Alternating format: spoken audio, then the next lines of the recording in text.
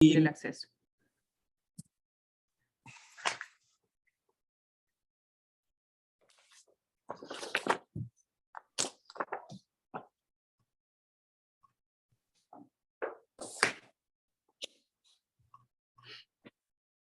Muy buenos días a todos los participantes invitados, quienes son jueces, fiscales, defensores, secretarios y ayudantes judiciales.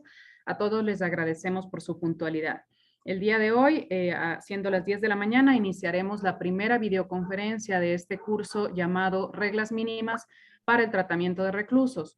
Estos primeros minutos, como de costumbre, los destinaremos a que ustedes ingresen al link que está indicado en la sección chat de este Zoom y registren allí su asistencia de forma automatizada. Recordemos, por favor, no debemos registrar la asistencia de forma manual en el chat, sino ingresar al link de registro de asistencias que está indicado en la sección chat de este Zoom. Únicamente deben desplegar esa sección para poder visualizar el link de registro de asistencias, por favor.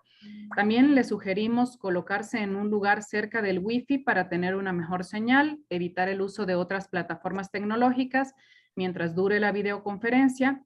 Asimismo, les solicitamos mantener encendida su cámara durante toda la videoconferencia y les informamos que tienen sus micrófonos silenciados a fin de evitar interferencias.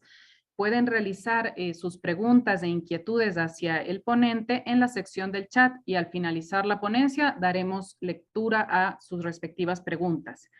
También por favor, en caso de que tengan dudas e inquietudes en torno a estos procesos académicos que realizamos, pueden escribir un correo a escuela.judicial@funcionjudicial.gov.es.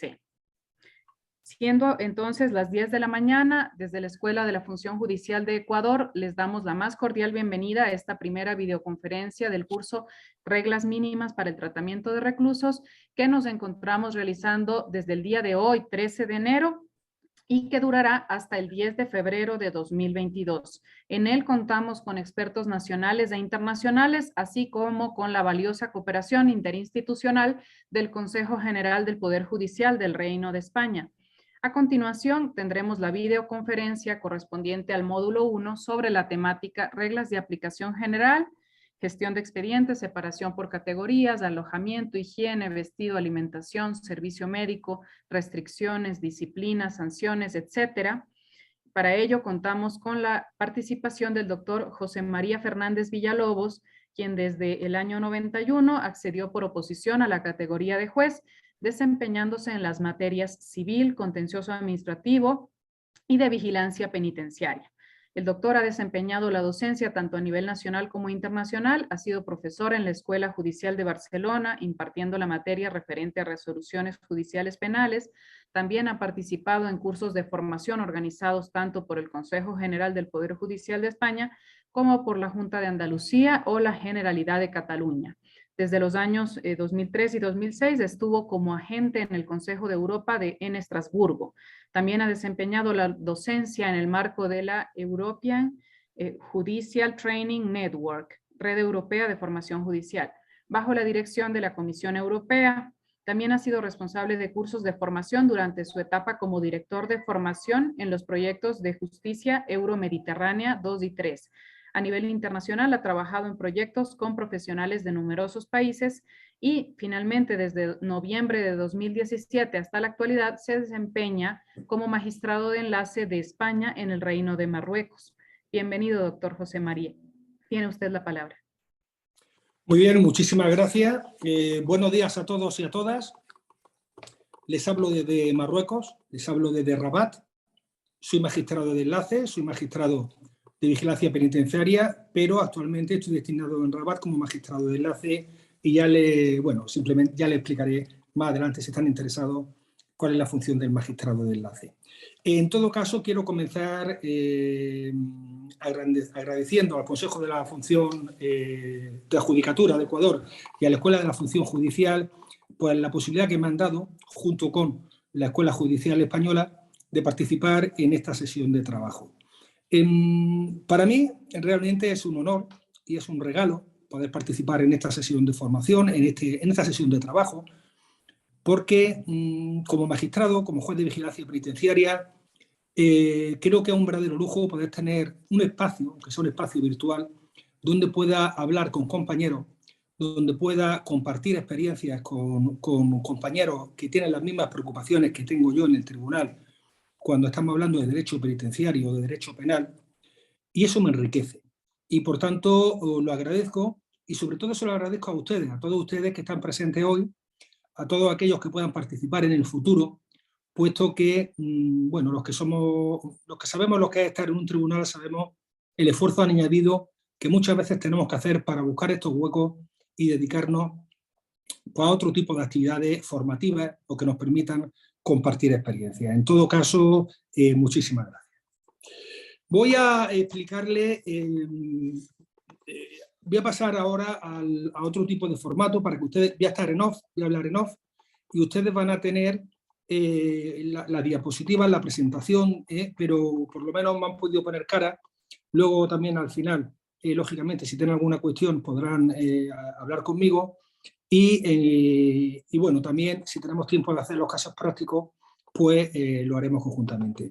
Les anticipo que en un principio estaban previstas 2 intervenciones mías esta semana y la semana que viene, pero bueno, yo creo que como todos ustedes, estamos en una situación de cambio continuo, estamos en una situación permanentemente afectados por las circunstancias del COVID y todo se trastorna, con lo cual al final yo la semana que viene no voy a poder intervenir, pero lo que he hecho, porque iba a dividir en 2 partes la presentación, ha sido, bueno, aunarla en una, va a ser un poquito más densa, pero bueno, he intentado algunos truquillos, si me permiten la expresión, para que les sea un poco más liviana, y de todas formas también eso va a facilitar que puedan tener una visión general de las reglas Mandela. Por lo tanto, y sin más preámbulo, voy a salir yo de la pantalla y creo que deben de estar ustedes viendo la presentación. ¿Me lo podéis confirmar? Todavía no, doctor. ¿No? Quizá, no, todavía no vemos la Vale, la pues pantalla. entonces debe de ser porque tengo que darle aquí a compartir otra vez. Vamos a ver.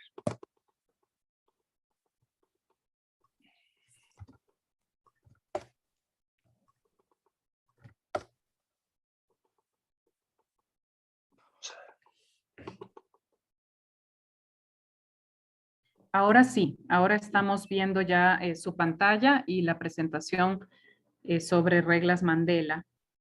¿La están viendo entera? No entera, está como a la mitad. Podríamos, ahorita sí, ahorita está completa la presentación PPT. Correcto, Gracias. pues entonces nada, muchísimas gracias. Comienzo entonces. Vamos entonces a empezar, para intentar que sea lo más liviana posible.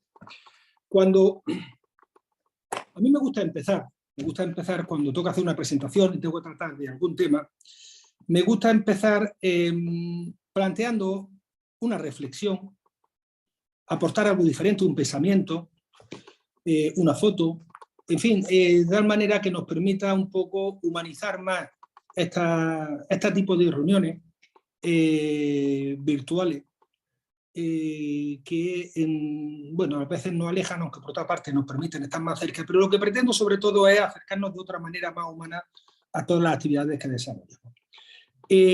Como ahora verán, cuando empiece a hablar y realice la intervención, hay 2 hilos conductores fundamentales que yo entiendo que deben de guiar el derecho, los sistemas penitenciarios.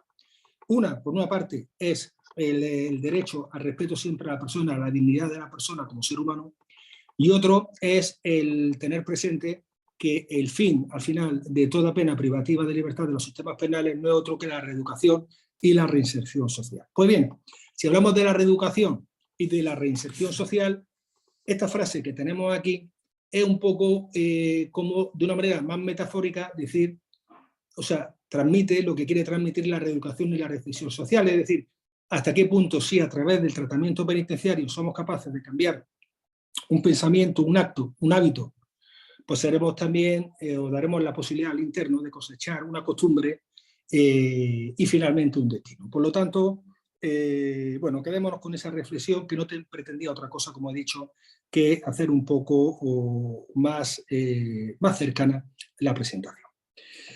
Yo creo que compartirán conmigo que cuando hablamos del derecho penitenciario, hablamos siempre de uno de los grupos más desfavorecidos y vulnerables. De hecho, podríamos hablar de que son los grupos más marginados y excluidos. Y eso viene determinado porque hay que tener en cuenta que el derecho penal, las normas penales, sancionan las conductas más graves y reprochables también desde el punto de vista social, lo cual al final produce que el reproche no sea solamente penal, sino que existe una tendencia al rechazo social a todas aquellas personas que son privadas de libertad, ¿no? Creo que es importante que en foros como este, en foros en los que trabajamos, los que nos preocupamos y los que estamos en directa relación con este grupo vulnerable, pues que, bueno, que nos sirva para sacar del olvido social las circunstancias de estas personas. En todo caso, como he dicho, estamos en un entorno virtual, en un aula virtual donde compartir experiencias, donde quiero que se sientan libres para poder hacer las preguntas que consideren convenientes, y en todo caso también desde un punto de vista virtual le invito a dar este paseo a través del derecho penitenciario.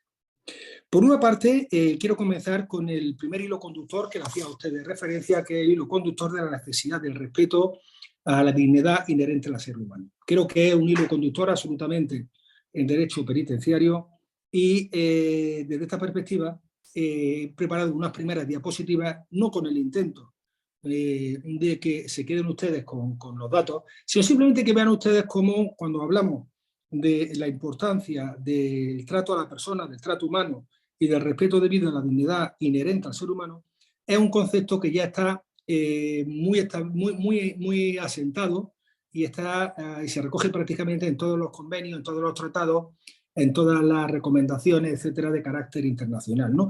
A modo visual, simplemente, pues fíjense ustedes, el Pacto Internacional de Derechos Civiles y Políticos, en los principios básicos para el tratamiento de los recursos, en las recomendaciones del Comité de Ministros de los Estados Miembros sobre las normas penitenciarias europeas a nivel europeo, los principios y buenas prácticas de protección de las personas privadas de libertad de la América, o como puede ser en los conjuntos de principios para la protección de cualquier forma de detención o prisión, o en la Convención Americana de Derechos Humanos. Se trata simplemente de una numeración que no pretende ser exhaustiva, ni pretende tampoco que retengamos lo que se dice, sino simplemente destacar esa importancia o cómo ha calado y cómo es necesario mantener siempre esa prevalencia de esa protección a la persona y a la dignidad inherente al ser humano en todo el proceso en los que nos podamos ver involucrados todos nosotros que nos dedicamos a la aplicación del derecho penal o al derecho penitenciario. En definitiva,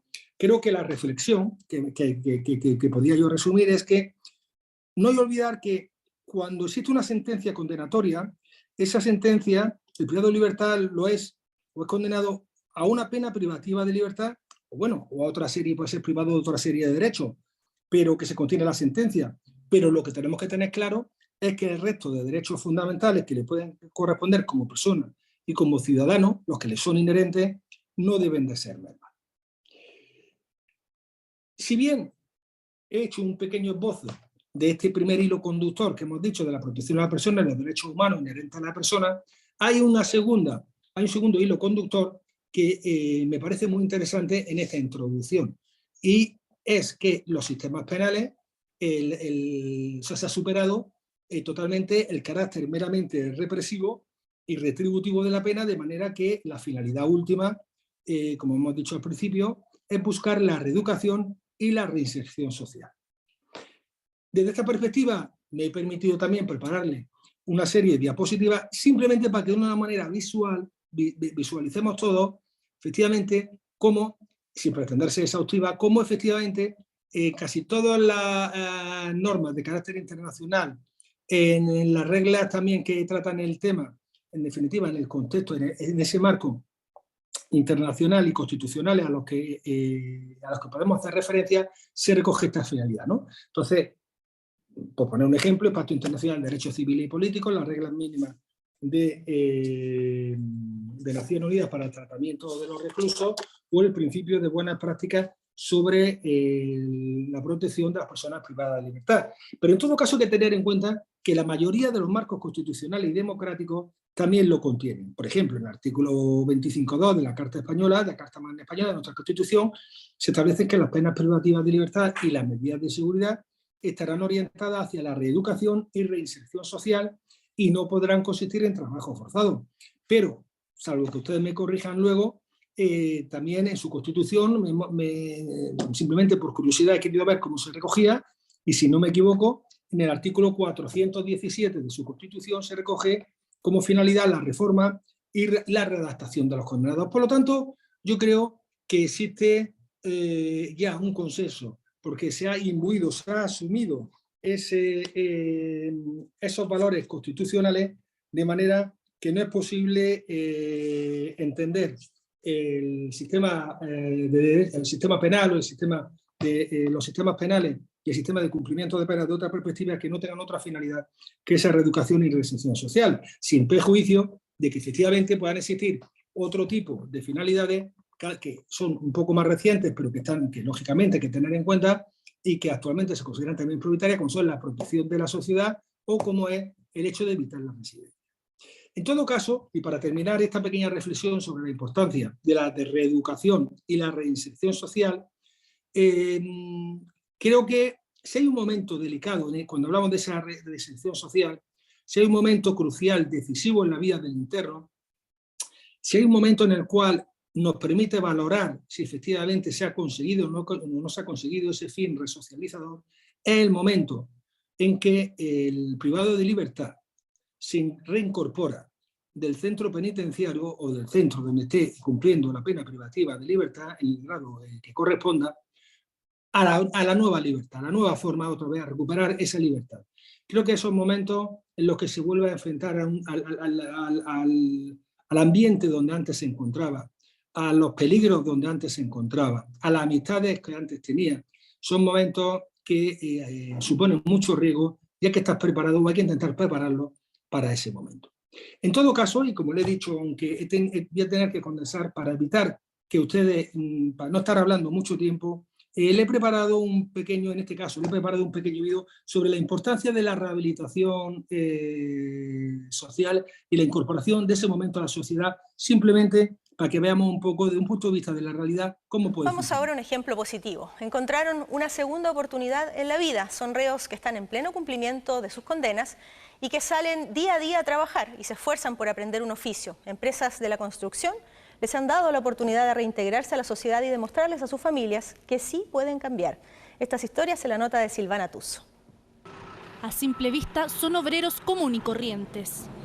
Uniformados, cascos azules y bototos de seguridad. Trabajan en la construcción de tuberías con palas y máquinas a pleno sol. La diferencia con sus compañeros es que ellos a las 9 de la noche deben regresar a la cárcel para cumplir sus condenas. Llevo 27 años y medio. Yo estoy condenado a perpetuo. ¿Por un homicidio? Por robos. Comenzaron a delinquir muy jóvenes. Tuvieron problemas con las drogas y el alcohol. Y han debido cargar con el dolor de defraudar a sus familias. Se nos ha abierto esta puerta y esta oportunidad de ser presos que están privados de libertad a poder trabajar en la calle con contrato. Hoy dejaron todo atrás. Son 27 reos que por buen comportamiento lograron beneficios en prisión. Se han capacitado y trabajan en las obras de la constructora Cerco. Yo estoy así bien simple, para el que quiere querer. El que quiere cambiar, cambia. El que no, no nomás. Esta determinación por cambiar su vida es lo que vivió Fernando. Tiene 37 años y le queda poco tiempo para cumplir los 10 de condena. Hace un año llegó a la empresa, hoy ya está contratado con mejor sueldo y a punto de convertirse en capataz. He tratado de idear parrilla y a veces han salido obstáculos en el camino, igual sigo para adelante nomás. Yo soy de esos que puedo estar así, en este momento estoy así, el día de mañana quiero estar más grande. Una convicción que le ha permitido tomar nuevamente el rumbo de su vida y acercarse a su familia. Primera es que estoy así haciendo una vida familiar. Y mis regalos no son mi hijo. Ahora llego, estoy con mi hijo un rato, juego un rato con ellos, tomo tecito, almuerzo. Y de ahí me voy para Lira, para dormir. Un programa que el 2009 comenzó la Cámara Chilena de la Construcción en conjunto con la Fundación Paternitas y Gendarmería.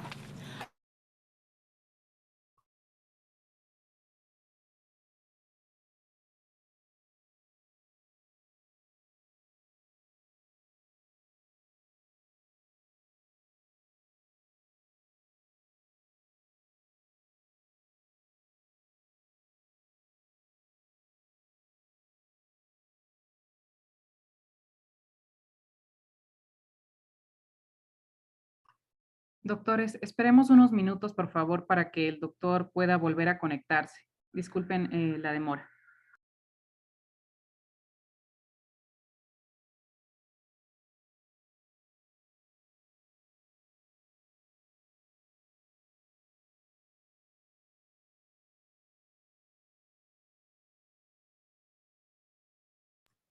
En cuanto terminó el video, lastimosamente el ponente salió, pero esperemos por favor unos minutos a que vuelva a conectarse. Gracias.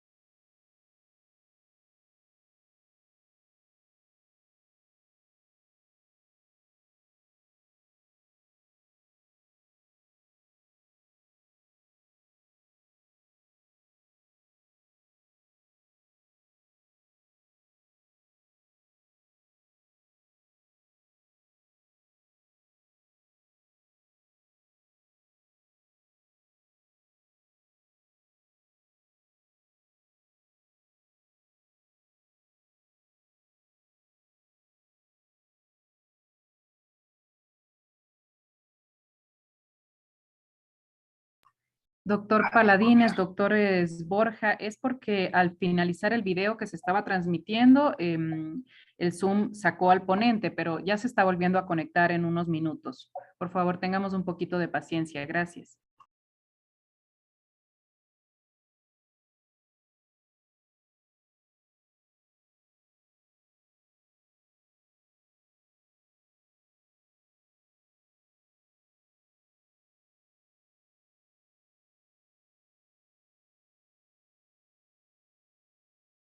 Ahora ya está nuevamente el doctor con nosotros. Podemos continuar. Ya tiene los permisos nuevamente, doctor. ¿Me veis? Sí, le escuchamos. Vale. Bueno, perdonadme a todos los que... perdonadme, pero ha habido un problema técnico. Creo que es por el tema de los vídeos, así que no voy a poner más vídeos. Es lo que... Yo creo que es lo que está provocando, lo que propone, lo que supone el problema. A lo largo de la presentación nos había puesto varios vídeos para romper un poco la dinámica de la presentación, pero para evitar ese problema no pondré más vídeos y lo siento, porque en persona resulta mucho más entretenido, más humano, constructivo. Pero para evitar que se pueda cortar nuevamente, si os parece, suprimo entonces esa posibilidad. Bien, entonces vamos a seguir sin que os ponga vídeo a lo largo de la presentación y vamos a seguir con la presentación en sí mismo.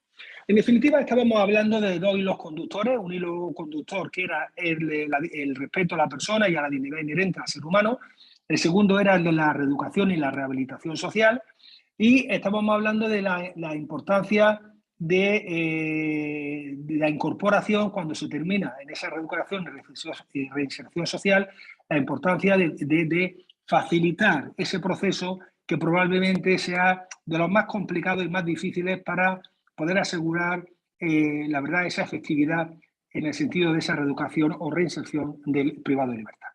Lo que está claro es que nos encontramos en un mundo que cada día es más global, nos encontramos en un mundo donde compartirán conmigo en que la transformación es permanente en la forma de vida, en las relaciones humanas, en el que todo es cambiante y muy rápido. Hay un aumento de migraciones por diferentes razones, incluidas por motivos humanitarios. Hay, bueno, ese movimiento migratorio, por las razones que sea, al final está produciendo también que tenga consecuencias en algunos aspectos, como puede ser que pueda aumentar el número de extranjeros en la población carcelaria. También existe bueno, un aumento de protagonismo de la sociedad civil en cuanto actualmente existen muchas ONGs que se preocupan, que se implican, que ayudan a su manera en ver cómo pueden ayudar en esa reeducación y rehabilitación social.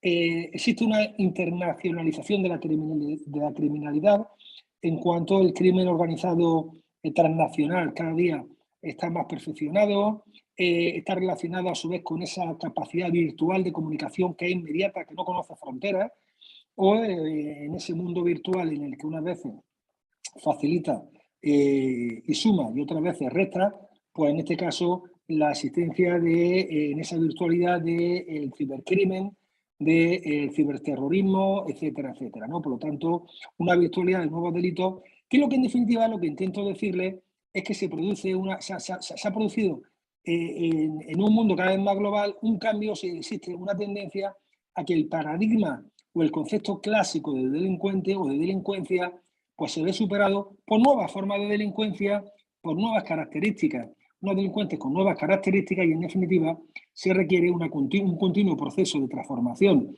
por parte de los que nos ocupamos de la aplicación de este derecho y del propio derecho en sí mismo y del sistema penitenciario y de los tratamientos, etcétera, para adecuarse a estas nuevas realidades. En definitiva, lo que podemos ver es que se está produciendo una internacionalización del derecho penitenciario que ya se produjo o nace a partir de, como hito histórico, de la aprobación de las reglas mínimas para el tratamiento de los detenidos aprobado en el primer Congreso de Naciones Unidas sobre prevención de delitos y tratamiento de delincuencia de 1955, que digamos que es el origen, viene a ser el origen a nivel internacional de lo que, bueno, de todo lo que ha venido detrás y de una manera muy concreta de lo que son las actuales reglas Mandela. En todo caso, hay que tener en cuenta que estas reglas mínimas lo que tratan es superar, digamos, la aproximación local para facilitar en la medida de lo posible, a través de unos mínimos, que se homogenicen estos tratamientos, estos sistemas penitenciarios, a través de esa, digamos, de esos, como he dicho, de esos estándares mínimos que se sugieren por parte de Naciones Unidas. En todo caso, lo que sí se reconoce desde el primer momento es que no existe un solo modelo, no existe solamente una forma de hacer las cosas, no. Está claro que se establecen unos parámetros que se entienden que son buenos y que a priori se consideran que es un estándar mínimo, pero que requieren que luego cada país, atendiendo a sus circunstancias, atendiendo a sus particularidades jurídicas, culturales, sociales, etcétera, pues pueda adaptar dichas normas lo máximo posible y en la medida en que se puede. En definitiva, lo que no se puede aplicar indistintamente todas las reglas en todas partes y en todo momento. Se trata de, como hemos dicho, de superar esa transversalidad y por otra parte, en este sentido, también lo que se pone de relieve es un intento de superar el concepto retributivo que existía, como hemos dicho, meramente retributivo de la pena y de tal manera que eso en relación con el sistema penitenciario o con el derecho penitenciario se supera el concepto como mero regulador de la actividad penitenciaria, ¿no? Quiero recordar a autores españoles como Fernández Arévalo y Javier Nistal Burón, que son de los mejores expertos que en nuestro país conocen el tema, y bueno, comparten cómo la concepción del derecho penitenciario como mero regulador de la actividad penitenciaria pues no tiene vigencia actualmente. Porque claro, en su momento se trataba de organizar simplemente o meramente unos servicios y actividades desarrolladas en prisiones de manera que la administración penitenciaria se concebía como una entidad que desplegaba una determinada actividad y contemplaba al interno no como, simplemente como un mero objeto. Pero como he dicho, este concepto se ha superado. Se ha superado, no aplicable hoy en día, porque actualmente partimos del concepto de relación jurídica entendida como aquella que se da entre los sujetos de derecho cuando la situación de poder, cuando se produce una situación de poder de uno, se produce una situación de deber del otro. Por lo tanto, podríamos definir la relación jurídica penitenciaria como aquel vínculo surgido a partir del momento mismo del internamiento y que vincula al interno con la administración y del cual pues bueno, van a surgir derechos y deberes recíprocos, ¿no? En definitiva, eso también supone que la superación, como he dicho, del interno como mero objeto y, bueno, pues también se refuerza el principio de legalidad y el tratamiento del interno como persona. Doctor Pero Fernández, cuando, disculpe que le sí, interrumpa un segundo. Yo tengo los links de video que usted envió sobre, tengo 4, prisión y reinserción social, que fue el que vimos ahorita. Tengo el segundo de enfermedad mental y prisión, el sí, tercero sí, sobre importancia de la capacitación profesional a funcionarios de prisiones y el correcto, cuarto correcto, sobre mujeres en prisión. Si usted desea, yo sí. puedo irlos Ah, magnífico, transmitiendo en YouTube y magnífico, ma- mostrándolos. magnífico. Pues cuando yo llegue al momento te lo digo. Perfecto. Y también le quería decir, no sé, ahorita no está usted compartiendo la presentación PPT. No sé si desea hacerlo o Sí, sí, ¿no la están viendo? ahorita en este instante no. Entonces hay algún problema, un momentito. No, no, no era mi idea.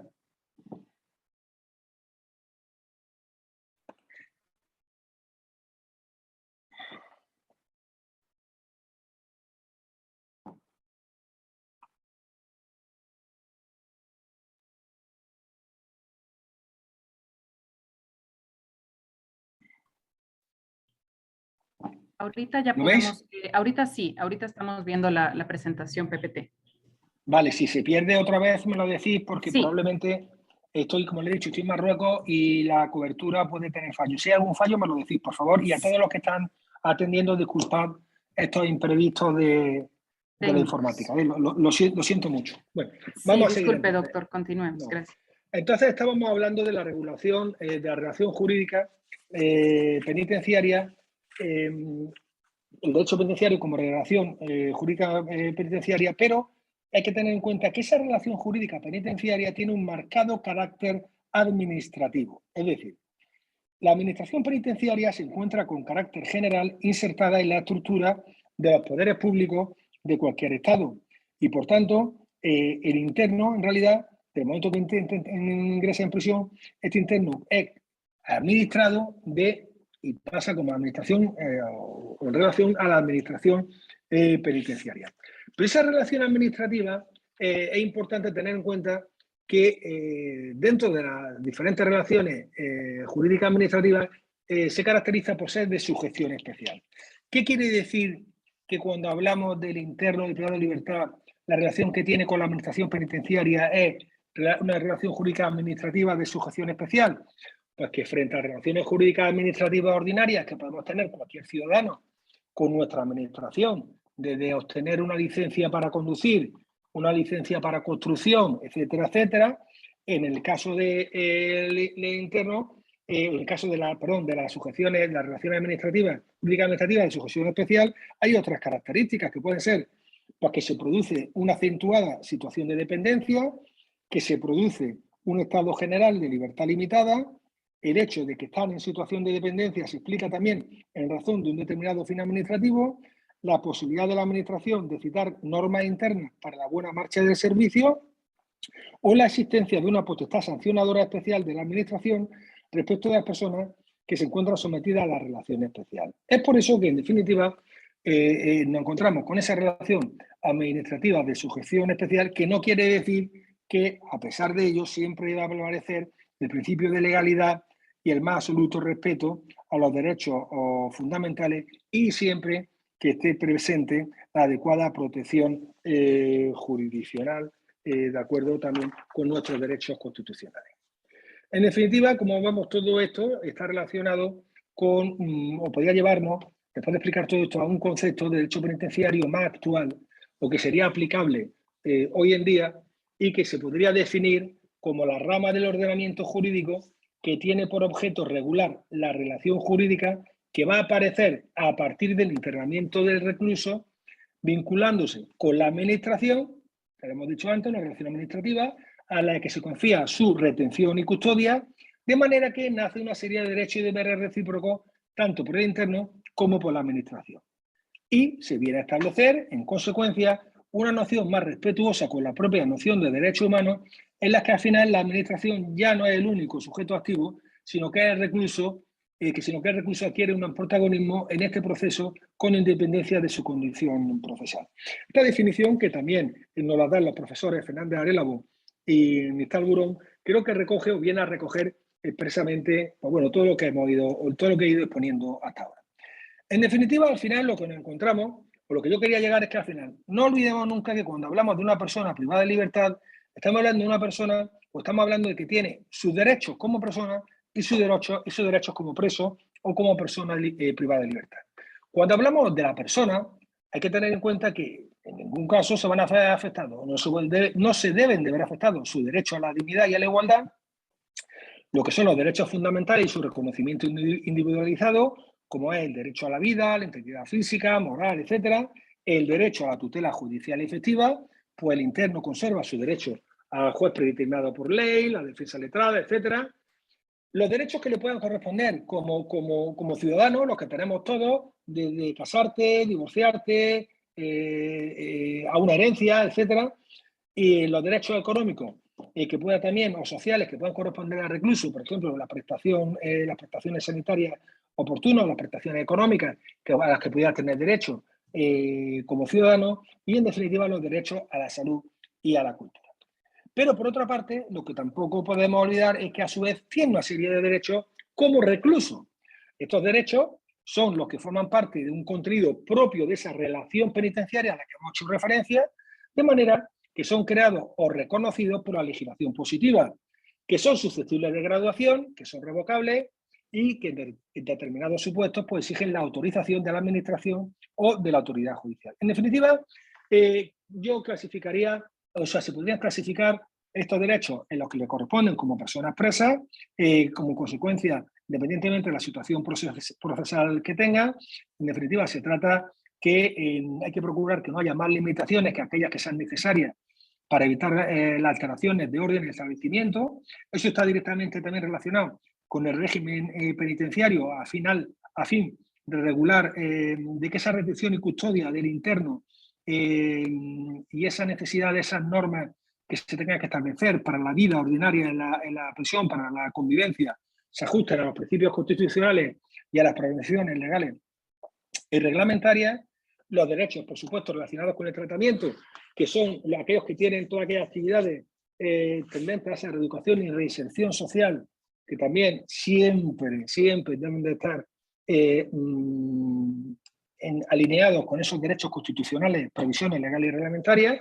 Los derechos relacionados con las prestaciones asistenciales, básicamente las religiosas, sanitarias o sociales, que también siempre relacionados, como he dicho, con esas provisiones legales, reglamentarias y constitucionales. Y por último, esos derechos instrumentales que le corresponden al interno y que no son otros que desde el derecho a la información de sus derechos y deberes como interno. No son pocas las veces que se me ha quejado algún interno de que cuando entra no se le advierte ni se le informa de sus derechos y deberes, por lo tanto luego cuando hay alguna sanción disciplinaria, cuando se le ha incautado algún objeto que él pensaba que era perfectamente correcto, como no se le ha avisado, él dice que en ningún momento se le ha dado la posibilidad de entregarlo, etcétera, etcétera, etcétera. El derecho a formular peticiones y quejas no solo ante la administración, sino ante los jueces y particularmente en nuestro caso en España, ante los jueces de vigilancia penitenciaria. Nosotros visitamos las prisiones, bueno, yo particularmente, ahora no porque como le he dicho, estoy en otra función, pero yo visitaba la prisión semanalmente y semanalmente recibía a tantos reclusos como podía durante una mañana para que pudieran oralmente transmitirme pues, cualquier cosa que pudieran convenir, desde cualquier queja, cualquier solicitud, etcétera, ¿no? Y sobre todo, bueno, no podemos olvidar, como luego veremos, que las peticiones y quejas son los recursos y una parte importante en nuestro trabajo. En definitiva, y para terminar, y dentro de esos derechos instrumentales relacionados con la condición de interno, hay también otro aspecto, que es la posibilidad de que los internos se puedan dirigir a otras instituciones constitucionalmente garantes de sus derechos, al margen de lo que es la propia actividad jurisdiccional, como puede ser la del defensor del pueblo o la del Ministerio Fiscal. Esta sería la primera parte de la presentación y no sé, eso como ustedes me digan, continúo con la segunda parte de la presentación o si ustedes quieren, y no sé si se han podido preparar algún caso práctico de los que le he enviado, pues podemos hacer o trabajar en un caso práctico. Voy a intentar minimizar esto para ver si me pueden ustedes ver ahora. Vamos a ver si lo conseguimos. Sí, ahorita le vemos a usted nuevamente, doctor. Vale, pues entonces simplemente, no sé, yo hago lo que vosotros, lo que a ustedes le puedan parecer más interesante. Si quieren, sigo con la presentación. Si alguno ha hecho algún caso práctico, bueno, por ejemplo, el caso práctico número 2, simplemente por facilitar un poco, por romper un poco la dinámica, si alguno de ustedes quiere intervenir, por ejemplo, tengo aquí delante el caso práctico número 2 que le he enviado, si han tenido la oportunidad de verlo y alguno quiere intervenir, pues magnífico. Si no han tenido la oportunidad, no les apetece, prefieren que acabemos antes, pues no pasa nada, sigo con la presentación y no analizamos el caso práctico. Lo dejo en manos de ustedes y Doctor, lo que ustedes me digan. Yo sugiero que usted desarrolle el caso y los 4 casos fueron compartidos vía correo electrónico con los participantes que están hoy aquí asistentes. En todo caso, si alguien tiene o desea intervenir, puede alzar la mano o escribir en el chat y yo les habilito el micrófono. Pero hasta tanto alguien solicite esa intervención o escriba en el chat, continuemos con su exposición de los casos más bien. Bueno, pues yo simplemente, os voy a poner simplemente uno que tengo, he cogido el 2 porque es corto y si tengo que explicarlo, no es lo mismo leerlo que explicarlo. Pero, por ejemplo, imaginaros que un funcionario conoce que un interno, Antonio X, que es una persona muy peligrosa y muy conflictiva, ha enviado una carta al juez de vigilancia penitenciaria. El centro penitenciario interviene esa carta. Una carta en sobre cerrado que iba dirigida a mí, como juez de vigilancia penitenciaria.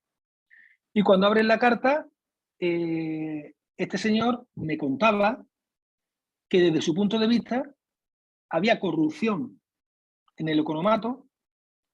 Me comenta que desde su punto de vista se estaba realizando una organización inadecuada de los productos, una venta inadecuada, incluso vendiendo productos caducados, que eso podía ser un indicio de corrupción, lo que en definitiva lo que estaba diciendo, o sutilmente estaba diciendo que la gente que estaba allí trabajando, pues podían ser, o sea, eran corruptos, y a partir de que interviene en la carta, pues en el centro penitenciario entiende que está faltando respeto a los funcionarios, se le impone una sanción y le imponen 30 días de sanción como el expediente disciplinario, 30 días de privación de paseo y actos recreativos comunes. Vamos a suponer que tras eso el abogado recurre esa decisión. Entiende que entiende que no, que eso no es así. Y sin embargo, el juez de vigilancia penitenciaria, cuando le recurre, dice que no, que sea así, que eso no se puede admitir en ese tipo de escrito. Y que, por tanto, que es merecedor de esa sanción disciplinaria. Yo le pregunto, ¿eso es así? ¿Ustedes creen que la actuación, la resolución del juez es correcta? ¿Influye que hayan abierto la carta porque esta persona ha dicho que era una persona muy conflictiva y peligrosa? ¿Hay algún derecho fundamental que esté en juego? ¿Cómo lo ven? ¿Hay alguien que quiera opinar?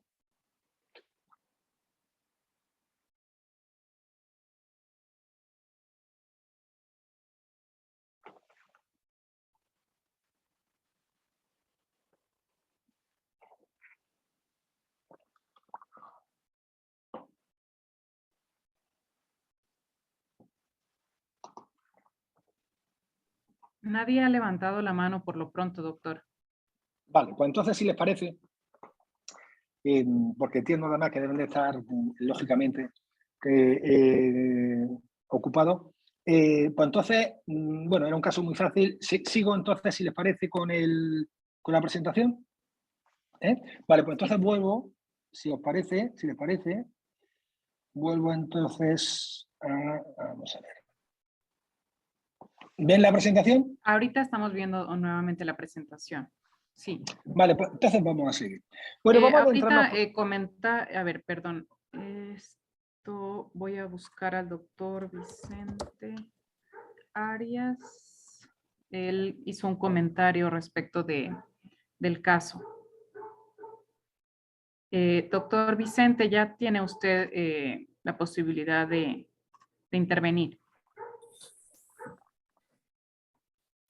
Buenos días, muchas gracias. Todas las personas tienen... Buenos días, doctor.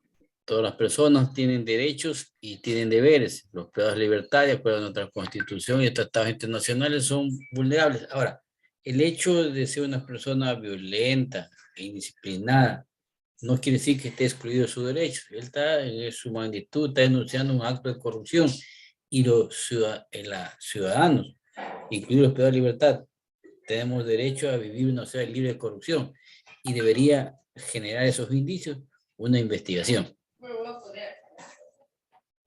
Muy bien, lo que me está diciendo, se lo agradezco mucho, doctor. Lo que me está diciendo es que usted cree que fue inadecuada la resolución del juez.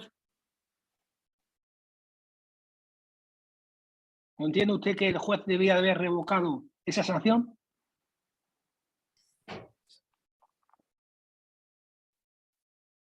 Sí, es un derecho ciudadano poner en conocimiento de una autoridad un acto que presuntamente puede ser incorrecto. Después de la investigación, no. Si esa es falsa, ahí podría haber sanción disciplinaria. Pero él está haciendo conocer un acto presuntamente delictuoso y por lo tanto se violó el secreto de él, el derecho a la comunicación con el director, con el juez penitenciario. Se está violentando su derecho y el juez de garantías penitenciarias, con la suficiente objetividad y derechos constitucionales, tiene que tomar la debida ponderación. Se violó el derecho de presentar las quejas y peticiones del privado de libertad. Comparto plenamente su criterio y bueno, yo lo veo tal como usted, pero me van a permitir, totalmente de acuerdo, ¿eh? Es así. Pero vamos a poner vamos a introducir otra hipótesis. Vamos a imaginar que en esa carta además dice, y además que sepan ustedes que quien hace la comida es un sinvergüenza. O sea, simplemente, algo ofensivo. Es un sinvergüenza y es un estúpido. Y entonces, que cuando le ponen la sanción, vamos a suponer que le ponen dos sanciones. Por la ofensa al funcionario del economato, pero también por esa ofensa y decir que es un estúpido y un impresentable la persona responsable de la comida. ¿Eso tendría alguna consecuencia?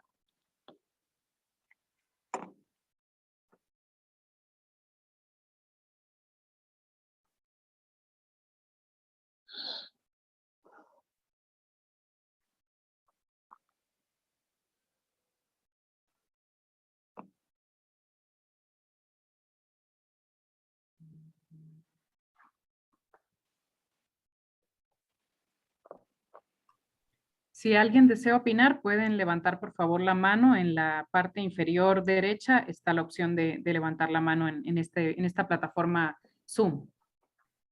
Gracias.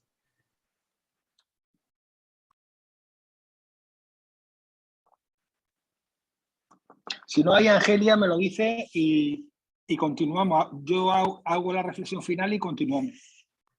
Sí, continuemos, doctor, porque nadie ha solicitado. Vale, bueno, simplemente, bien, permítame que agradezca nuevamente la intervención del doctor que ha intervenido. Efectivamente, tiene toda la razón del mundo. Si estamos hablando, en el caso de España, por ejemplo, que hablo de nuestro país, que hay un derecho de comunicación con el juez de vigilancia penitenciaria y que y envía un sobre cerrado, ese sobre no puede abrirse.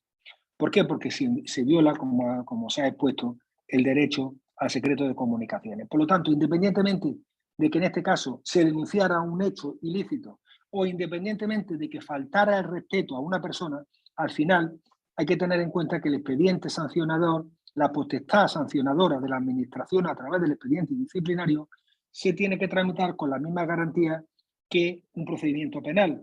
Y por tanto, en el momento en que esa prueba se hubiese obtenido con una violación de un derecho fundamental, que es la inviolabilidad de comunicaciones, no podría tenerse en cuenta. Por lo tanto, en ningún caso podría tenerse en cuenta en un sentido o en otro, porque efectivamente es una prueba ilícitamente obtenida. Muy bien, porque la respuesta era esa y entiendo que ha sido acertada. Vamos a continuar entonces ahora. Angelia, tú me dices, porque ahora vamos a continuar con la presentación. Y después de esto tengo tengo un pequeño vídeo, si quieres lo puedo intentar yo, si no, pero vamos a ir por parte. Listo. Ahorita estamos viendo la presentación. Sí, ahora como decía, siempre que trato un tema me gusta invitar a la reflexión. Y entonces esta es la segunda parte en la que estamos tratando, estamos hablando vamos a hablar de la regla Mandela. Y qué mejor que hacer una referencia a Nelson Mandela, y que estuvo 27 años privado de libertad. Y él decía que suele decirse que nadie conoce realmente cómo es una nación hasta haber estado en una de sus cárceles, y que una nación no debe de juzgarse por cómo se trata a sus ciudadanos con mejor posición, sino por cómo trata a los que tienen poco o nada, ¿no? En definitiva, creo que se puede decir, pocas cosas se pueden decir más en pocas palabras. Me parece una manera bonita de ver, bueno, como lo importante que es ser consciente del estado de nuestras prisiones.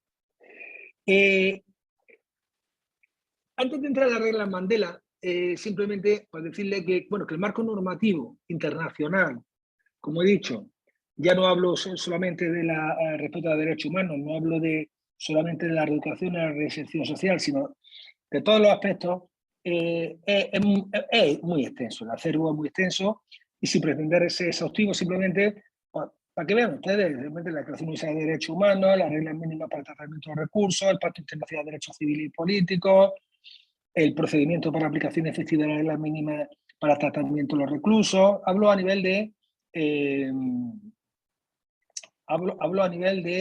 Naciones Unidas, porque para mí es el paradigma de la universalidad en la protección de los derechos fundamentales. Pero sin embargo también hay que tener en cuenta que existen unas normas fundamentales, fíjense ustedes, específicas para menores, que es la norma para la administración de justicia de menores, las normas de Beijing de 1985, también en relación sobre las medidas no privativas de libertad, son las reglas de Tokio de 1990, para la prevención de la delincuencia juvenil, las directrices de Riad de 1990, o al final, bueno, le estoy resumiendo el dato, o el tratamiento, o para regular el tratamiento de las reclusas y medidas no privativas de libertad para las mujeres delincuentes, que son lo que son las reglas de Bangkok. A nivel regional, bueno, a nivel regional, menos simplemente indicativo, porque habría que estar a cada región, pero tenemos los principios y buenas prácticas sobre la protección de personas privadas de libertad en la América, las reglas penitenciarias europeas revisadas, la declaración de Kampala sobre las condiciones penitenciarias en África, la de Arusha sobre las buenas prácticas penitenciarias, o bien las directrices sobre derecho a un juicio justo y asistencia jurídica en África. Con lo cual, en definitiva, lo que tenemos que tener en cuenta es que, bueno, cuando apliquemos también nosotros en el día a día las normas, nuestro derecho penitenciario, que no perdamos nunca aquellos ámbitos internacionales de los que formamos parte, donde existe una serie de normas que probablemente no sean vinculantes, como en el caso de la regla Mandela, pero que pueden ser una referencia y nos pueden llevar a una adecuada interpretación de nuestras normas y a una aplicación del derecho, desde luego, más adecuada. Vamos a entrar ya sin más dilación en el tema de la regla Mandela y, si te parece, Angelia, voy a intentar poner el vídeo, lo pones tú, el de la regla Mandela. Yo lo pongo, doctor, permítame para ver. Dice eso sobre la importancia de la capacitación profesional de los funcionarios. No, déjame que lo intente, porque este es corto igual no se rompe. Déjame que lo intente. Sí. Lo intento. Listo. Ya lo puede hacer usted, doctor. Ahí ya estamos viendo el video. Perfecto. Vale. Perfecto.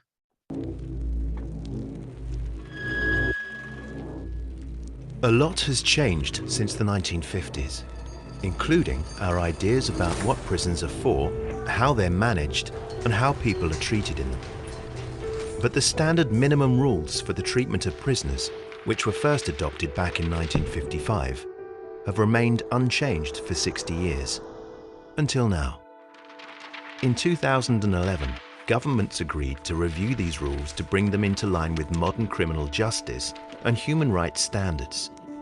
4 years later, with the revisions complete, the updated rules were adopted unanimously by the United Nations as the Nelson Mandela Rules. These new rules will not only protect the rights of prisoners, but also provide solid guidance for prison staff, Not all the rules are updated, but there is new guidance across 8 areas of prison standards. Here are 3 examples.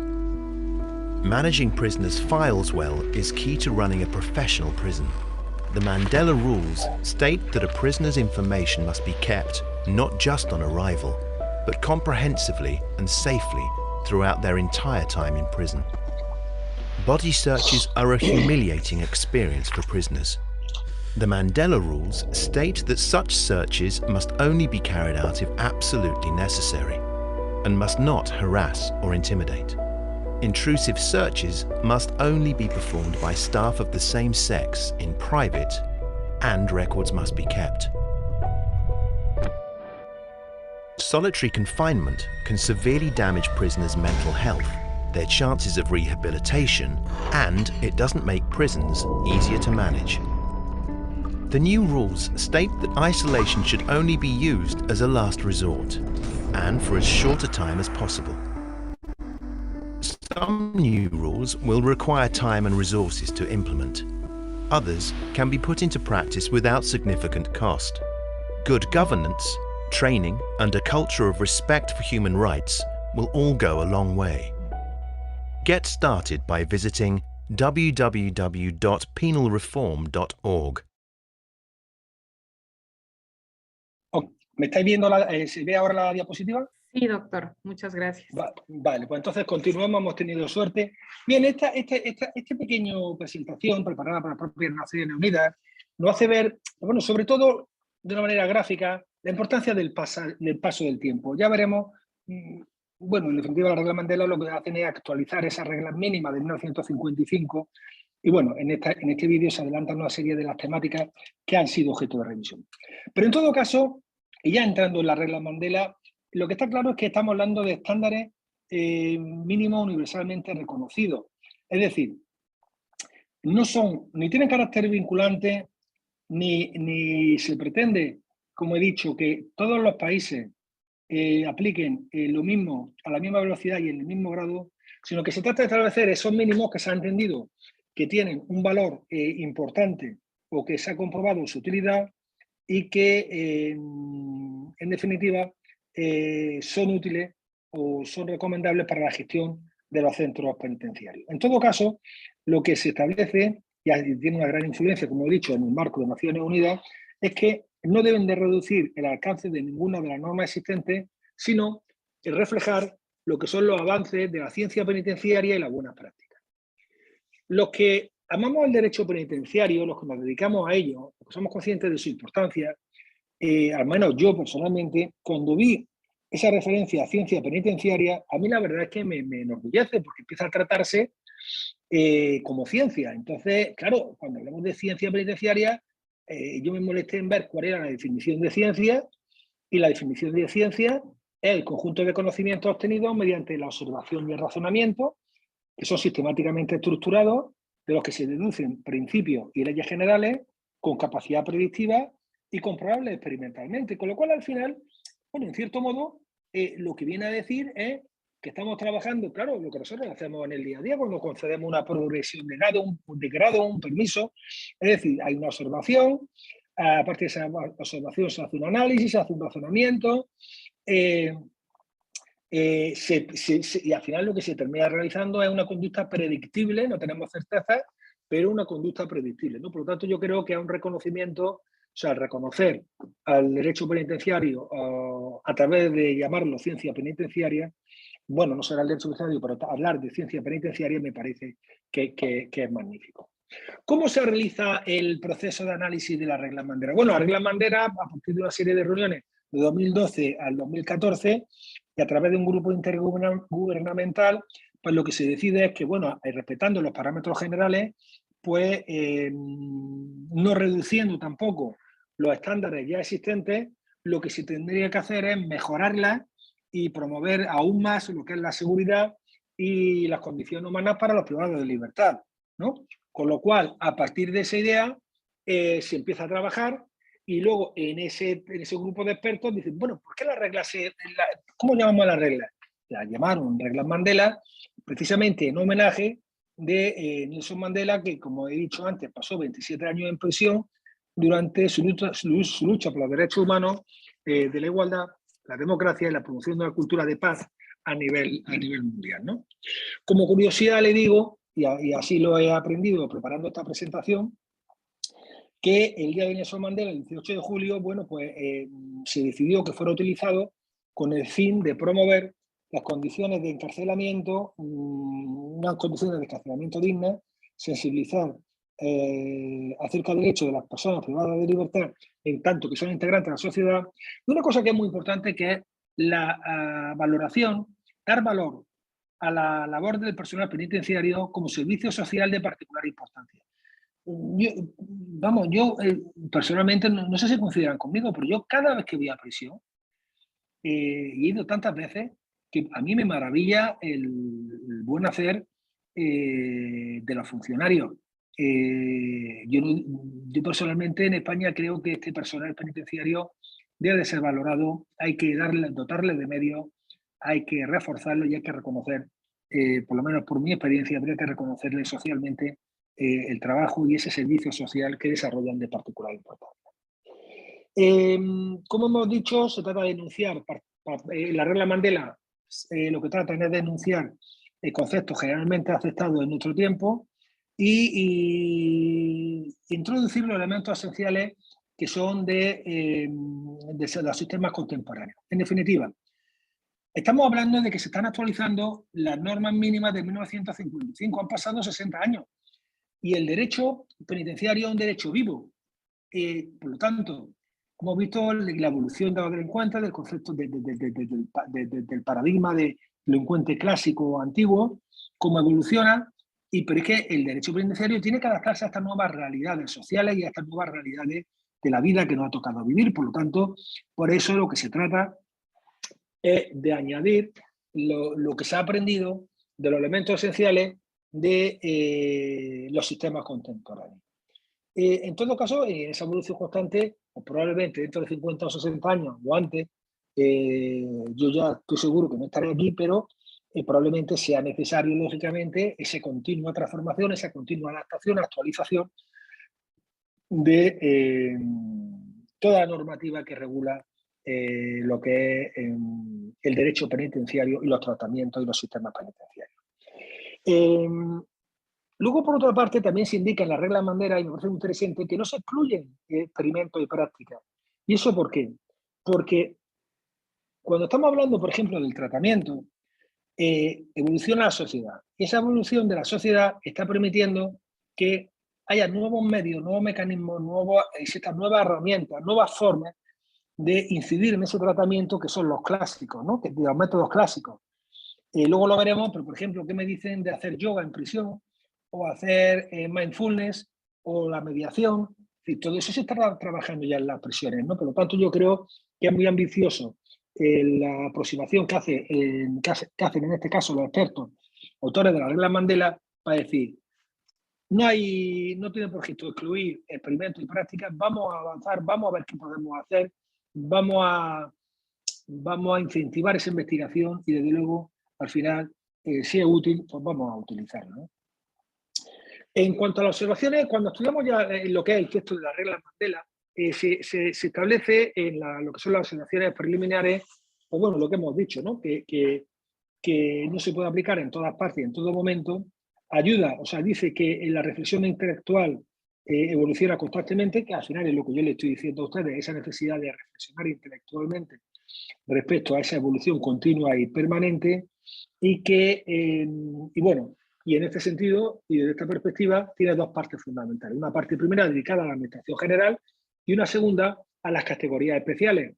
No, es cierto que no se regula los establecimientos, no tiene por objeto regular los establecimientos para menores de edad, pero bueno, la primera parte de esas normas sí son aplicables a dicho establecimiento. En todo caso, las reglas Mandela, cuando se enfocan cuáles son las temáticas que han de ser o que van a revisarse, pues son 9 principales. La primera es la que regula los derechos básicos, que son, en definitiva, los que tratan la dignidad y el valor inherente a las personas privadas de libertad como ser humano. Una segunda temática referente a los grupos vulnerables privados de libertad. La tercera hace referencia a los servicios médicos y sanitarios. La cuarta a las restricciones, disciplinas y sanciones. La quinta a la investigación de las muertes y torturas de reclusos. la sexta, el acceso a la representación jurídica, la séptima, la queja de inspecciones, la 8, la terminología usada, es muy importante también actualizarla, y por último, pues, la capacitación del personal, que en el fondo, bueno, viene a ser un poco la importancia de esa capacitación, que también es muy importante, como luego veremos. En cuanto a los principios básicos, vienen a constatar, bueno, a recoger nuevamente todo lo que hayamos hablado anteriormente. Yo añadiría con que recalcan nuevamente o añaden a los fines que ya hemos visto anteriormente la importancia de proteger a la sociedad contra el delito y de reducir la reincidencia, ¿no? Y por otra parte, procurar que en ningún momento se debilite el sentido de responsabilidad del recluso o el respeto a su dignidad como derecho humano, porque luego van a ser esenciales para que puedan luego reintegrarse a la sociedad. La segunda temática que es objeto de debate son los grupos vulnerables, privados de libertad. Creo que es fundamental, todos los que hemos trabajado, y creo que si habremos hecho toda la misma reflexión de que dentro de los grupos vulnerables siempre hay un grupo más vulnerable. Y bueno, tener en cuenta este tipo y tener en cuenta o ser consciente de que existen esos grupos vulnerables es esencial. Hay que valorar la particularidad de cada caso, tenerlo en cuenta. Yo pienso que hay que tenerlo en cuenta, lógicamente, en el caso de que se tramite un expediente disciplinario, tener en cuenta, por ejemplo, los analfabetos, o hay que ver también, tener en cuenta el grupo de analfabetos y discapacitados. Esa ley, en definitiva, digamos que en este apartado, pues hace una referencia general a la vulnerabilidad de determinados grupos. Concretamente, y respecto a los enfermos mentales, para callarme otro rato y que no tengan que oírme, le voy a poner, Argelia, si te parece, un pequeño fragmento de un videoclip que ha hecho un autor muy conocido, Fernando Colón, en relación a los enfermos mentales. Lo voy a poner y si hay algún problema, pues tú me auxilias, ¿vale, Argelia? Por favor, muchas gracias, doctor. Están muy interesantes su charla y los videos. Vale, pues soy gracias. Os lo pongo hecho. Tengo esquizofrenia paranoide. Yo ingresé en prisión el día 20 de marzo del 2001. No puedo abrirlo, pero se puede oír, ¿verdad? Sí, lo vemos, gracias. Se escucha bien. Esquizofrenia paranoide. A mi madre le quitaron la tutela de menor. ¿Y luego cuándo ingresas en prisión? En el año 2000. Y no he llevado una vida fácil, porque la gente pensaba, el loco este, lo que se hace, que se ha cortado el cuello. Lo bonito es lo de ahora, que donde voy, Alberto, que buen chaval, qué tal, y eso es lo bonito. Que te traten bien, que digan, mira qué persona más alegre, qué persona más buena. Eso es lo que me gusta, no que te tengan miedo, porque el miedo no es... Pues muy difícil, porque los niños yo no quería que me vieran entre cristales, venían solamente a las comunicaciones por vis a vis. Me di a enganchar la heroína con 11 años y estaba como un interno común, entonces me metían en la celda con otro compañero. Nuestro objetivo fundamental es trabajar para la mejora de las personas que tienen un trastorno mental. Muchas veces que la enajenación mental en los procesos penales pasa inadvertida. Jueces, abogados, médicos, fiscales deben de tener los conocimientos suficientes y necesarios para poder identificar una patología. Un trastorno mental grave no puede ser tratado en una cárcel. Uno de nuestros objetivos con el plan de ámbito penitenciario es formar a todos los colectivos implicados. Esos ademanes, esa mirada huidiza, pueden ser síntoma de una enfermedad. Entonces, claro, esa persona necesita de programas de rehabilitación y a la vez que conozcan que hay otras medidas alternativas al ingreso de una persona con un trastorno mental. Prácticamente el 100% de las veces que una persona comete un acto delictivo no tiene tratamiento, no tiene seguimiento y en muchas ocasiones ni siquiera tiene diagnóstico. El 25% de personas con un trastorno mental estaban en las cárceles. La solución sería que esos centros estuvieran en cada una de las comunidades autónomas. Estas personas que se ven desarraigadas de sus lugares de origen y las familias que se ven obligadas a recorrer 800, 1000 kilómetros para ver a su familiar. Pensamos que, sobre todo, que es la buena noticia, es que hay otras posibilidades y hay otras alternativas y, desde luego, desde Fundación Manantial lo que queremos es trabajar en colaboración y sacar el problema adelante. Los enfermos mentales son invisibles y si son presos son más invisibles todavía. Tienen un índice de criminalidad mucho más bajo que el resto de la población. Estoy en tercer grado, sección abierta. Llevo ya pues como 14 meses. Hasta que conocí a José María y a la Fundación Manantial, empecé a salir de Aranjuez con el 100.2. A cualquier tipo de problema que tenga yo me pongo en contacto con ellos. Yo estoy buscando trabajo, estoy estudiando, terminando un curso de geriatría. Estoy bastante estable, pero alguna crisis que otra también tengo. Tengo una habitación, tengo autonomía, estoy en libertad. A mí me han ayudado mucho el equipo de profesionales que hay aquí. Hay una noticia buena de todo esto y es que estás a 5 días de la total. Sí, sí. La total es la libertad. Sí. Me veo capacitado, me veo con mucho ánimo, con mucha fuerza y me están ayudando mucho y no puedo defraudar ni a José María, ni a mi familia, ni a nadie. ¿A ti? Ni a mí mismo. Ni a ti mismo. Claro. Bien, voy a continuar. Creo que a mí, antes me equivoqué del autor, es Fernando Guillén Cuervo, pero me parece que una manera muy humana, ¿no?, de acercarnos al problema, y creo que eso nos ayuda a concienciarnos a todos los que trabajamos en este ámbito. La siguiente temática hace referencia, cuando la regla Mandela tienen que afrontar estos cambios, hace referencia a los servicios médicos y sanitarios, ¿no? No sé en su caso, pero yo puedo decirle que en el mío muchas quejas, muchas vienen de la asistencia sanitaria, ¿no?, en los centros penitenciarios. Otra cosa que tenga razón o no, pero hay muchos porque, claro, es muy complejo, ¿no? En todo caso, se conceptualiza en la regla Mandela como una responsabilidad del Estado, de manera que hay que tender a que se goce de este estándar de atención sanitaria y que sean los mismos, al mismo nivel del que está disponible en la comunidad exterior. También se avanza en el sentido de que debe tener la asistencia médica un carácter interdisciplinario con plena independencia clínica. Para mí eso es importante, puesto que los criterios que tienen que prevalecer son los médicos, los clínicos, no los que puedan ser administrativos, económicos o de otra índole. Y bueno, en el caso además se establece de que se trate de algún tema, o sea, se trata de algún caso en el que el niño debe permanecer con su padre o madre, el criterio a adoptar será siempre en interés superior del niño, ¿no?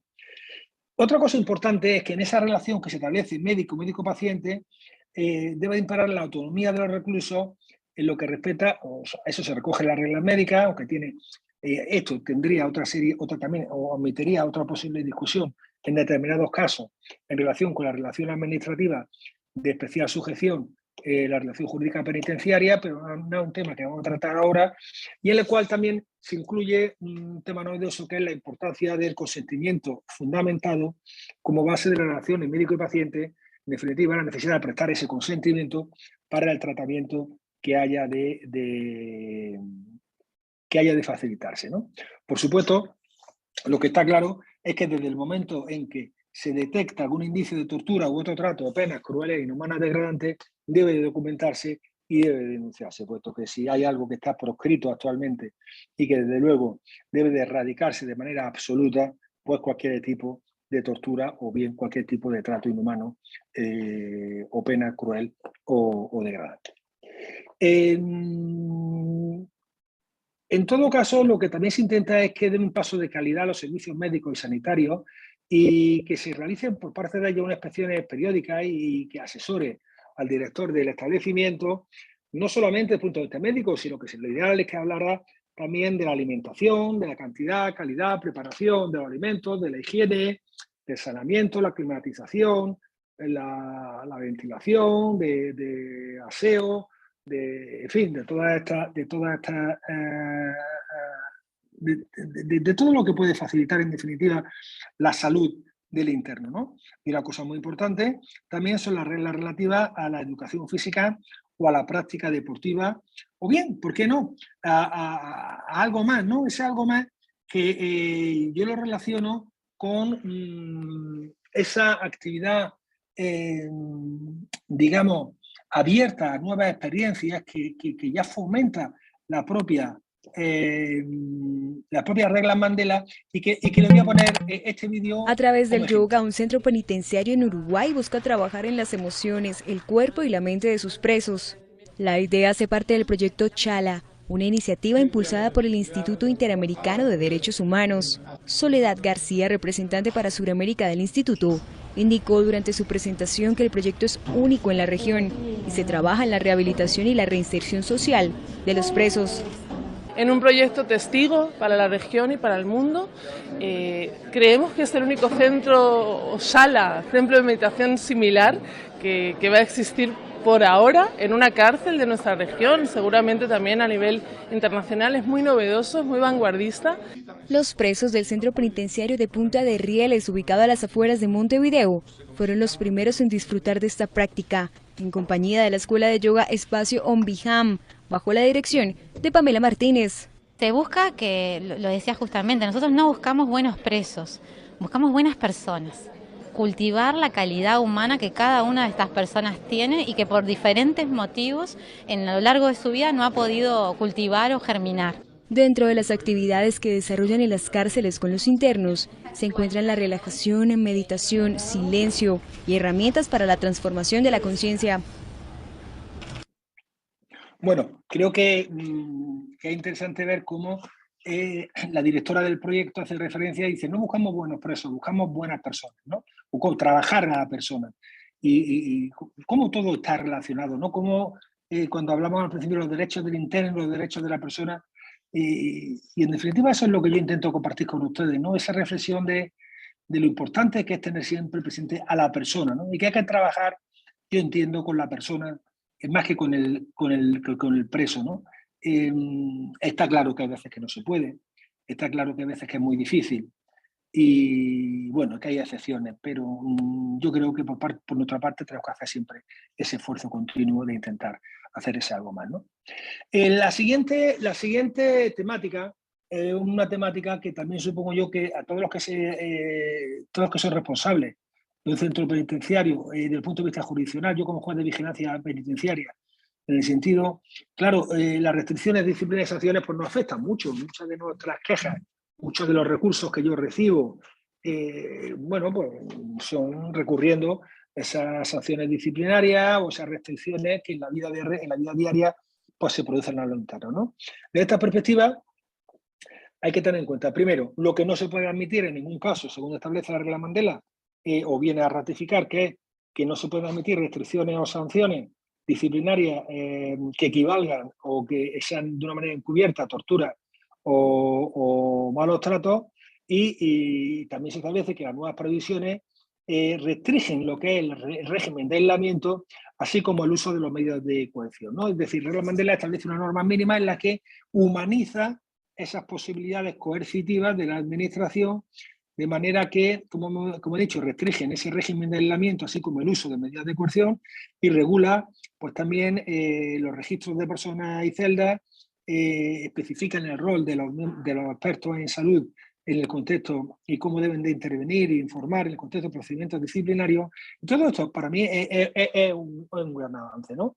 Porque en el fondo, si bien es cierto que hace falta una norma, como hemos dicho antes, que limiten la vida, o sea, condicionen la vida en la prisión, no hay que imponer más limitaciones que las necesarias, ¿no? Desde esta perspectiva, creo que es muy importante que de una manera escrita, por una norma, por una ley o un reglamento, la autoridad administrativa y por un ejercicio de transparencia y de control de esa potestad disciplinaria, sea necesario que se regulen, que se determinen en cada caso qué conductas son las que constituyen una falta disciplinaria, cuál es el carácter y la duración de las sanciones disciplinarias, quién va a imponer esas sanciones disciplinarias, los recursos que corresponden, etcétera, y en definitiva tener en cuenta que toda forma de separación del resto de la población reclusa, bien de una manera u otra, pues tenga también una supervisión y que permita un control sobre ese tipo de medidas.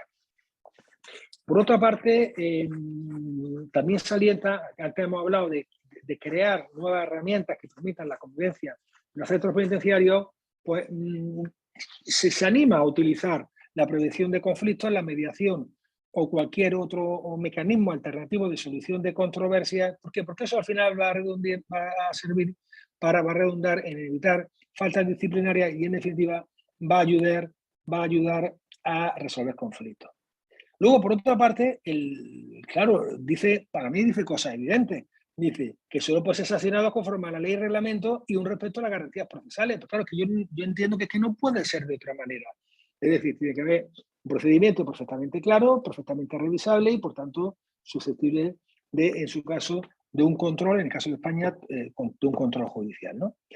Por último, creo que sería importante también que existiera esa concienciación que hemos hecho referencia antes a tener en cuenta las particularidades de los enfermos mentales o discapacitados, de manera que haya que tener en cuenta en qué circunstancias puede haber afectado a ese comportamiento dicha circunstancia, ¿no? De manera que hay que tener en cuenta si es producto directo de la enfermedad mental o discapacidad, no debiendo sancionarse en tal aspecto. Como hemos dicho, se prohíben determinadas prácticas de manera concreta. Entonces, por ejemplo, hemos dicho que las condiciones de vida generales, bueno, que deben de procurarse que sean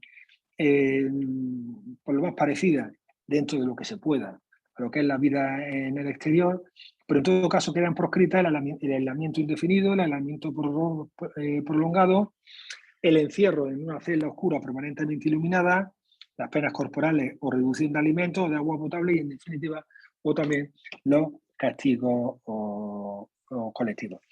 Respecto a los instrumentos de coerción física, pues se prohibiría o se debería de prohibir el empleo de cadenas, grilletes u otros instrumentos de coerción física que por su naturaleza fueran degradantes o causen dolor.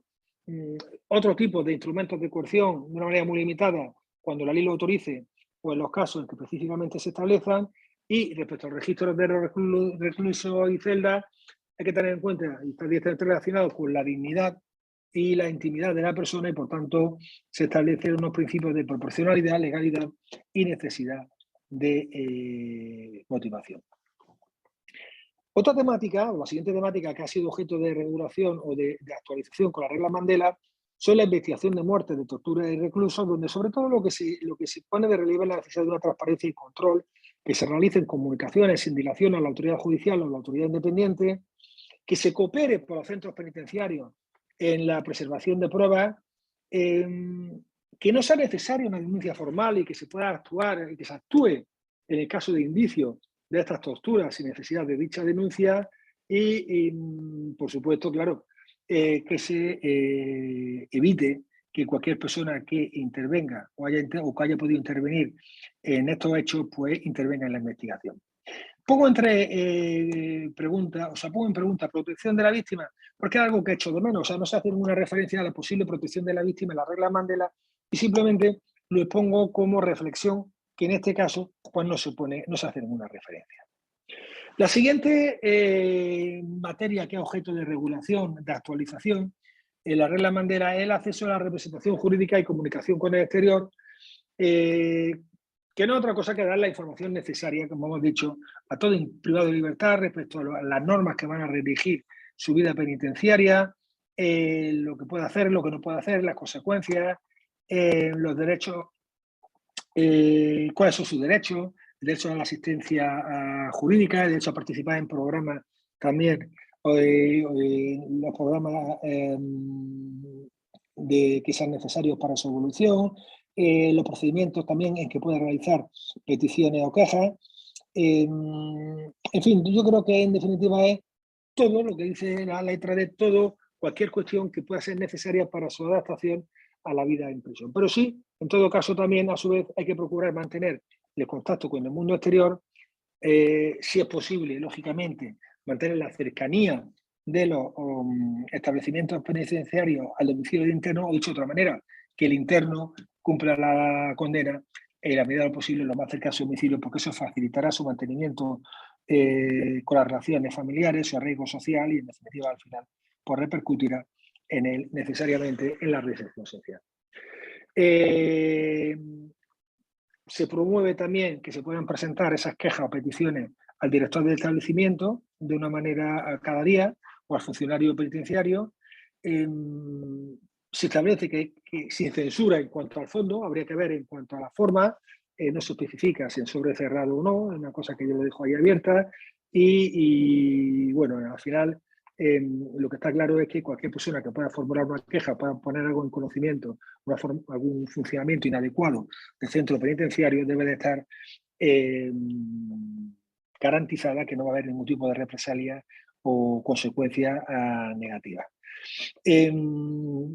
También se hace especialmente hincapié en la importancia de que en caso de que haya una denuncia de tortura u otro trato o penas crueles o inhumanas degradantes, por favor, todos aquellos que estamos atentos a estas circunstancias, todos los que participamos, somos operadores de este sistema de aplicación de penas y que velamos por la garantía de la privada de libertad, pues que actuemos con prontitud, ¿no?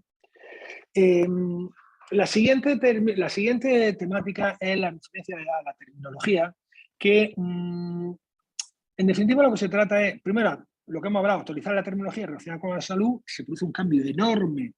Hemos hablado de los conceptos como el consentimiento informado, etcétera, y la relación médico-paciente, que viene, bueno, para mí es un magnífico avance, algo que era impensable, claro, lógicamente, cuando se realizaron las reglas mínimas en el año 55, y en definitiva, y luego por otra parte, como el otro punto esencial, aparte de esa actualización de la terminología relacionada con la salud, hacer referencia a las reglas revisadas, o sea, un documento con un enfoque de género que yo creo que también es incuestionable.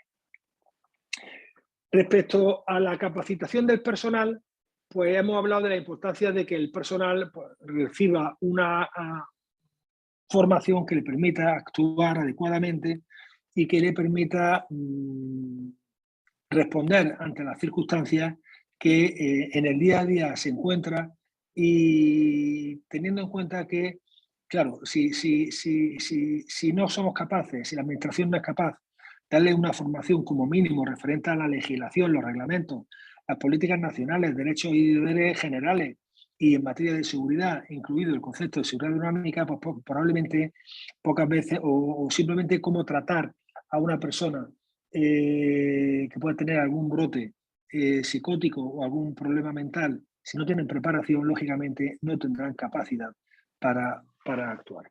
En este sentido, le voy a poner otro vídeo para que vean. Un preso con una supuesta enfermedad mental ha protagonizado una llamativa reyerta en el centro penitenciario que ha puesto en entredicho el funcionamiento y la falta de recursos con los que cuentan los funcionarios de prisiones para desarrollar su cometido.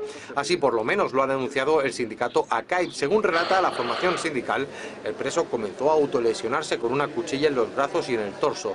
Los funcionarios tuvieron que actuar con rapidez, entrando en la celda a pecho descubierto, apunta, sin ningún tipo de protección ni materiales para poder reducir a este preso que mantenía una actitud muy agresiva.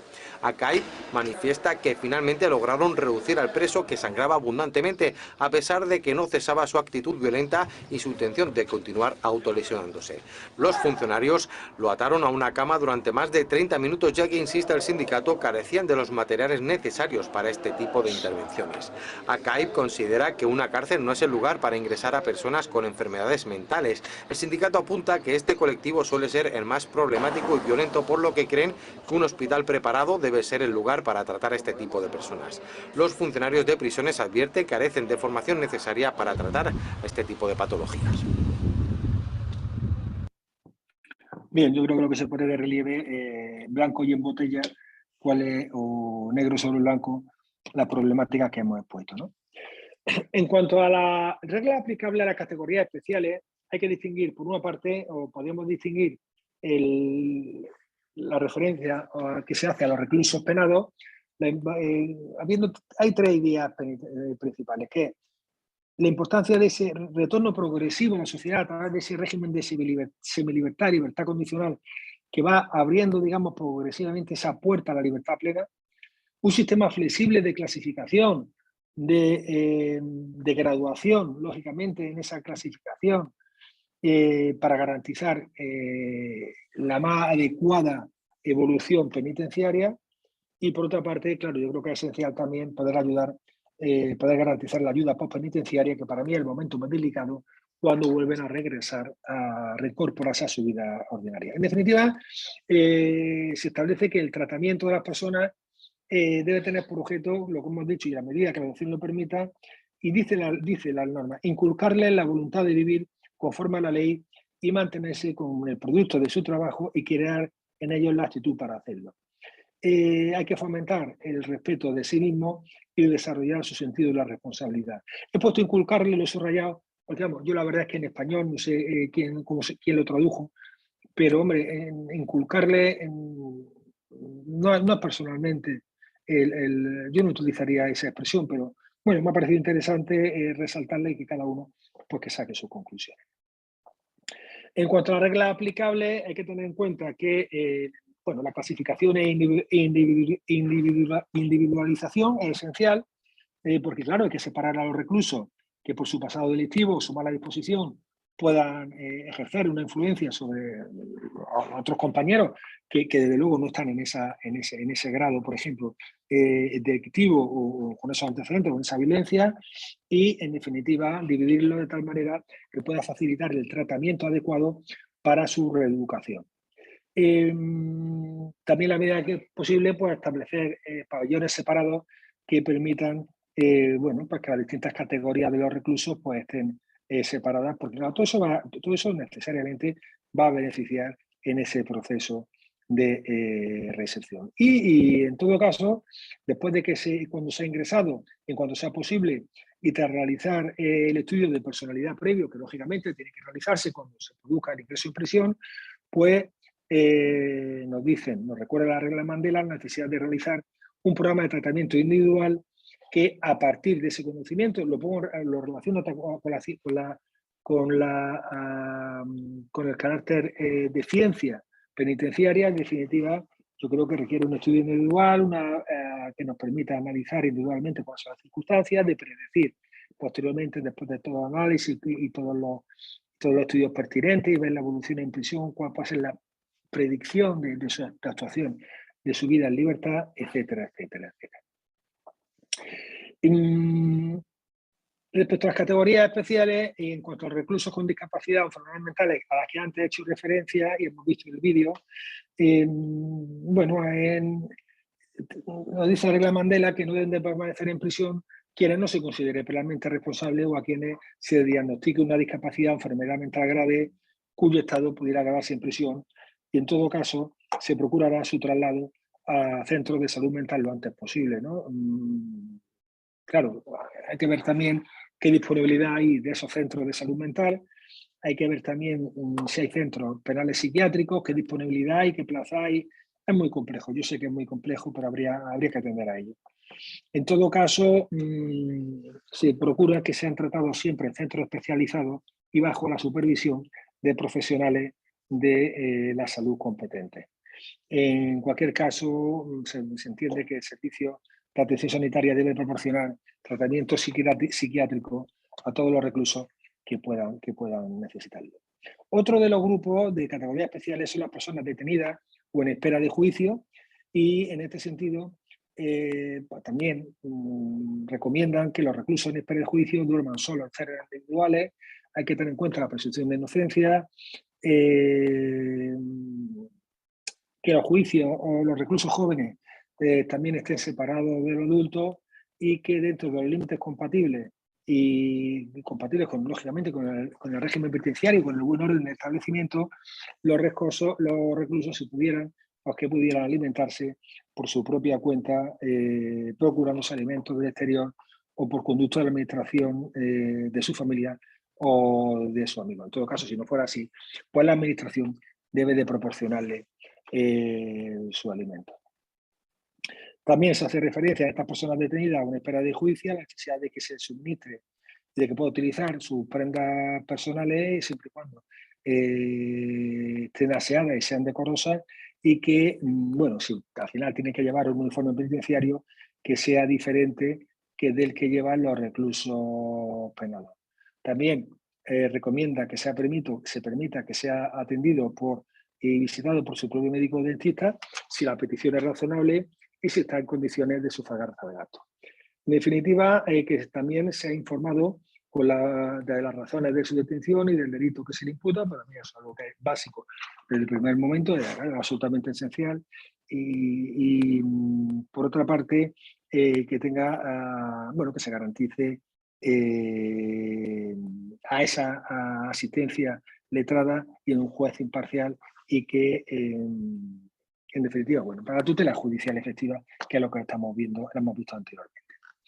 En el caso, hace referencia también a las personas encarceladas por causas civiles y en este caso, en aquel supuesto en que se permita la prisión por deuda u otras formas de prisión dispuestas como consecuencia de un proceso civil, pues quienes cumplan esas penas de prisión que no se han sometido a mayores restricciones ni tratados con más severidad que las requeridas para el mantenimiento de la seguridad y el orden. Bueno, son causas excepcionales, ya hay muchos países que ya lo tienen. Personas encarceladas por causa civil, pues bueno, en aquellos supuestos donde lo haya, pues este es el enfoque que hace la regla Mandela, de manera que el tratamiento que se les dé no sea en ningún momento más severo que el que pueda corresponder a los reclusos en espera de juicio, y con la excepción, no obstante, de que si así fuera posible, pues que se les pueda dejar o trabajar. Otra categoría especial es las personas detenidas que no existe imputación de cargo, y en este sentido deben de gozar de la misma protección prevista en la primera parte que habíamos visto, las reglas generales, y bueno, las que puedan corresponder de esta segunda parte de las reglas, y que en definitiva lo que hay que hacer es todo lo que pueda beneficiar, que pueda redundar en beneficio de este grupo especial bajo custodia, y siempre, claro, que no se adopten medidas que impliquen que la reeducación, la rehabilitación, pues son apropiadas, o sea, que se averigüe que son apropiadas en forma para esa reeducación o rehabilitación social. En definitiva, y tras analizar todas las clases y todas las temáticas diferentes, he pretendido simplemente ponerle de relieve de una manera, ya sé que ha sido un poco condensada, porque hemos condensado 2 presentaciones, pero quería que ustedes tuvieran la visión general. Hemos podido ver una evolución en el derecho penitenciario, hemos podido ver todas las temáticas o la forma en la que se ha creado la regla Mandela, cuáles son sus contenidos, cuáles son las temáticas especialmente tratadas, cuál es la parte general, la parte especial, y en la parte especial todas aquellas categorías especiales que son reguladas. Y bueno, luego ya, lógicamente, se trata solo de aproximarle a esta normativa, y si ustedes lo desean, pues lógicamente recomendarles que puedan estudiarla y puedan acercarse a ella si así lo necesitan o simplemente si así le apetece. Para terminar, termino con una frase como empecé, esta es de Paulo Coelho, que también me gusta mucho, y bueno, lo que nos dice es que los barcos están seguros en ellos dentro del puerto, pero no es para ello para lo que fueron construidos, ¿no? Para mí es una reflexión también que me lleva a pensar cuál es nuestra función, ¿no? Y nuestra función, pues bueno, muchas veces no es estar dentro del puerto, sino como garante de estos derechos de los internos y de los privados de libertad, pues salir a alta mar y velar siempre por estos derechos y esas garantías que merecen como personas y como seres humanos. Termino, por tanto, dándole las gracias por su atención, y creo que, no sé si van a tener, no voy a hacer ningún caso práctico, puesto que el caso práctico, después de la paliza que le he dado, me parece excesivo, pero decirle, reiterar mi agradecimiento a todos ustedes por su participación, reiterar mi agradecimiento bueno, pues a la Escuela Judicial Española, al Centro de Formación suyo, o a su Poder Judicial, y sobre todo a todos ustedes por haber aguantado ahí, por estar ahí, animarles a que sigan desarrollando su función jurisdiccional con ánimo, con ganas, con ilusión. Y bueno, decirle que ha sido un verdadero placer compartir con ustedes esta sesión de trabajo. Muchas gracias por todo. Gracias, doctor.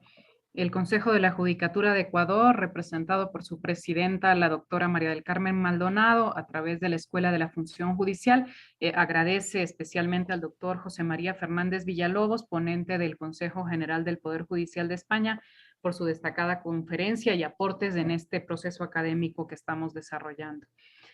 Gracias, doctora. A los participantes les invitamos a continuar asistiendo a estas conferencias. Les informamos que la segunda videoconferencia de este curso se realizará el próximo jueves 20 de enero de 2022. En ese evento se seguirán tratando temas relacionados con las reglas mínimas para el tratamiento de reclusos. Igualmente, como de costumbre, se les enviará por correo la convocatoria y el material académico de estudio correspondiente. Muchas gracias por su participación y damos entonces por concluido el evento del día de hoy. Gracias, doctor Fernández. Muy buenas noches. Buen día a todos y un fuerte abrazo desde Marruecos. Un Gracias. abrazo.